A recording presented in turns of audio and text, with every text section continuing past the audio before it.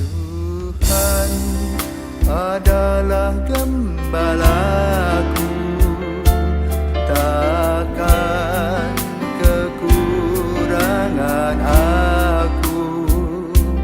Ia membaringkan aku di padang berumput hijau. Saudara-saudara yang terkasih di dalam Kristus, selamat pagi. Salam jumpa lagi dalam Sabda Siap Saji Senin 4 September 2023, hari biasa pekan ke-22. Marilah kita berdoa. Dalam nama Bapa dan Putra dan Roh Kudus. Amin. Allah Bapa sumber kehidupan, Engkaulah Allah orang-orang hidup. Berilah kami harapan baru akan hidup abadi, dan bimbinglah kami agar dapat bersatu dengan Yesus Putra-Mu dalam hidup dan mati kami. Sebab Dialah Tuhan pengantara kami yang bersama dengan Dikau dalam persatuan Roh Kudus hidup dan berkuasa Allah sepanjang segala masa. Amin. Tuhan bersamamu dan bersama rohmu. Inilah Injil Yesus Kristus menurut Lukas. Dimuliakanlah Tuhan.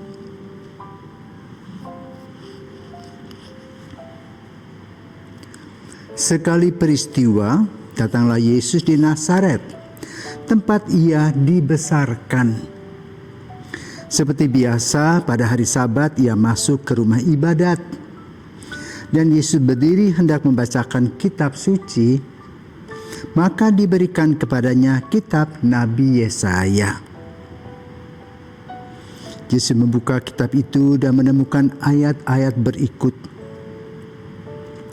Roh Tuhan ada padaku, sebab aku diurapinya untuk menyampaikan kabar baik kepada orang-orang miskin. Dan aku diutusnya memberitakan pembebasan kepada orang-orang tawanan, penglihatan kepada orang buta, serta membebaskan orang-orang yang tertindas. Aku diutusnya memberitakan bahwa tahun rahmat Tuhan telah datang. Kemudian Yesus menutup kitab itu dan mengembalikannya kepada pejabat. Lalu ia duduk dan mata semua orang dalam rumah ibadat itu tertuju kepadanya.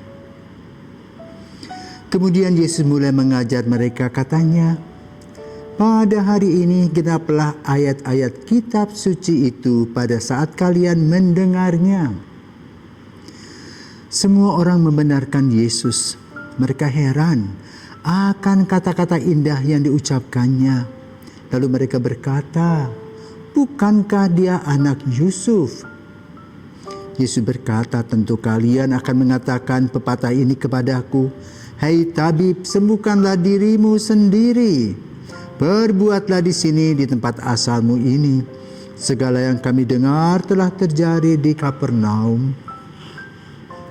Yesus berkata lagi, aku berkata kepadamu, sungguh tiada nabi yang dihargai di tempat asalnya. Aku berkata kepadamu dan kataku ini benar. Pada zaman Elia terdapat banyak wanita janda di Israel ketika langit tertutup selama 3 tahun 6 bulan dan ketika bahaya kelaparan yang hebat menimpa seluruh negeri. Tetapi Elia diutus bukan untuk salah seorang dari mereka, melainkan kepada seorang wanita janda di Sarfat di tanah Sidon. Dan pada zaman Nabi Elisha, banyak orang kusta di Israel, tetapi tiada seorang pun dari mereka yang ditahirkan selain Naaman orang Syria itu. Mendengar itu, sangat marahlah semua orang di rumah ibadat itu.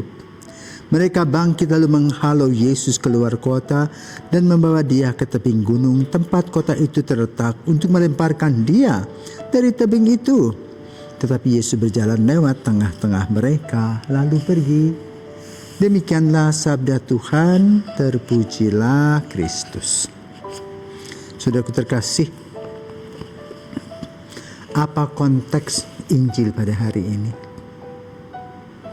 Pertama, pengarang Injil ingin menyampaikan bagaimana Yesus piawai dalam kitab suci.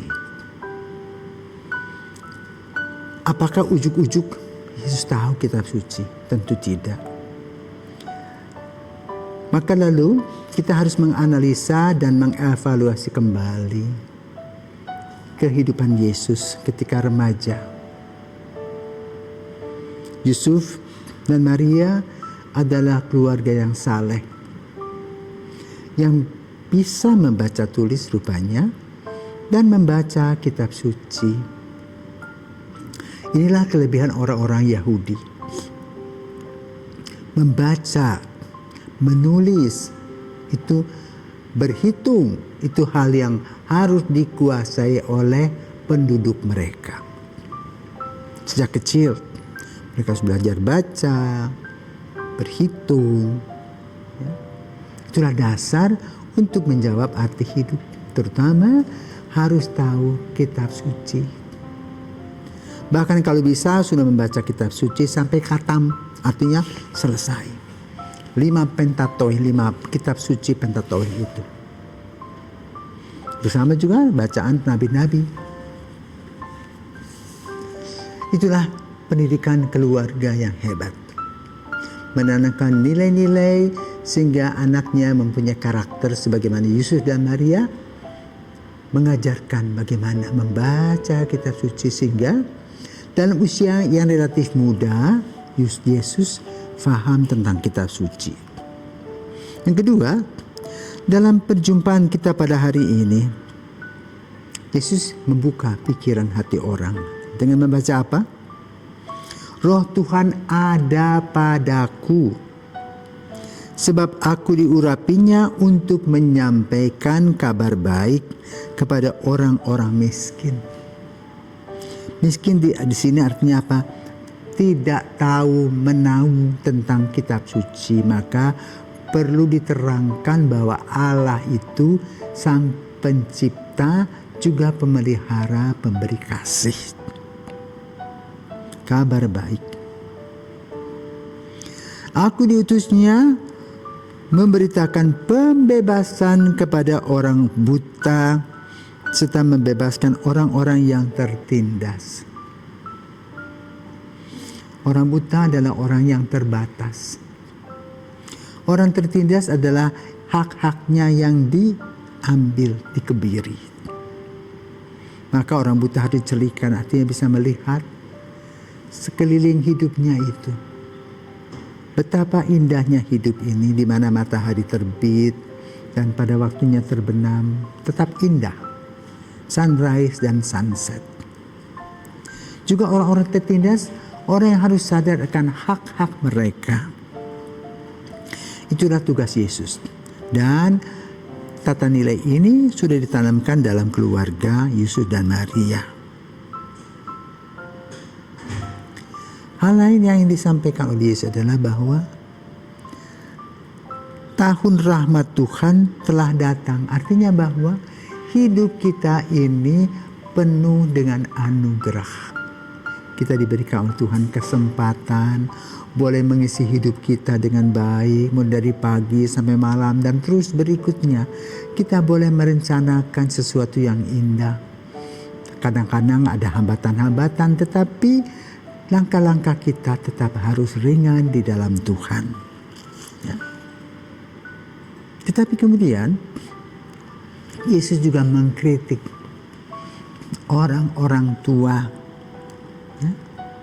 Kenapa? Di satu sisi mereka itu mengagumi Yesus, anak Yusuf ya. Tetapi di lain sisi ngenyek namanya, menghinaan tukang kayu. Tahu apa tuh cuma ngomong doang, kan begitu. Maka Yesus dengan tegas mengatakan ya, bahwa kalau seorang menutup hati, itu terjadi pada zaman Nabi Elia dan Nabi Elisa. Nabi Elia menyembuhkan wanita, bukan wanita Yahudi, tetapi orang Syria. Ya. Demikian pula Elisha, orang kusta, bukan orang Yahudi. Maka mereka tersinggung besar. Karena orang Yahudi harus menjadi nomor satu.